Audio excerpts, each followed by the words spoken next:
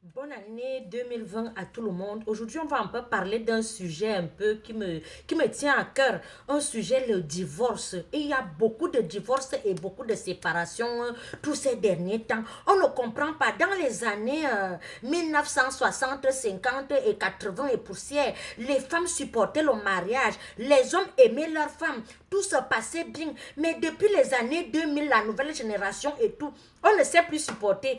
Moindre erreur, on se sépare. Dès qu'on rencontre quelqu'un aujourd'hui, juste parce qu'il a pété, on se sépare de lui. Juste parce qu'il n'a pas une tablette de chocolat, on se sépare de lui. Juste parce qu'il n'a pas la stabilité financière, on se sépare de lui. Et quand on regarde dans le monde entier, on regarde les chefs d'État, ils ont été soutenus par leurs épouses. On regarde même les grands hommes d'affaires. Les grands hommes d'affaires et les grands footballeurs ont été supportés par la majorité, ont été supportés par leurs épouses. Pourquoi la jeunesse de maintenant ne veut donc plus supporter? Pourquoi donc chercher les produits finis?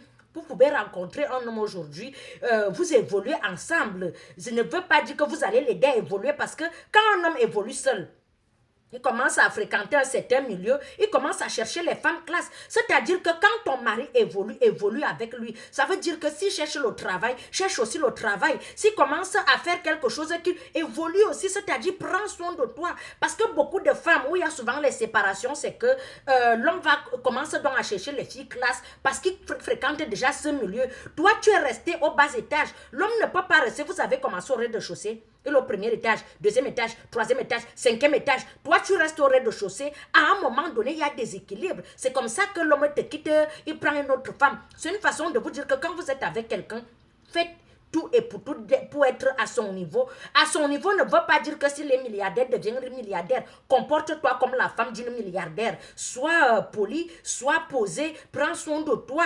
Il y a donc beaucoup de divorces sur le sujet d'aujourd'hui parce qu'on ne sait plus pardonner. On ne sait pas patienter. On veut les produits finis. On veut un homme qui a déjà la stabilité financière, qui a déjà les villas, qui a déjà les grosses voitures. On ne veut plus souffrir. Aucune femme de nos jours ne veut souffrir. Et les hommes aussi. Les hommes maintenant sont plus calculateurs que les femmes. Parce que l'homme maintenant, que si tu n'as rien, tu n'es rien et que tu dis que tu es seulement belle. Non, il va te prendre, il va te faire le tata boum boum et te laisser. Hein? Et les femmes aussi. Les femmes aiment les hommes qui ont la tablette de chocolat.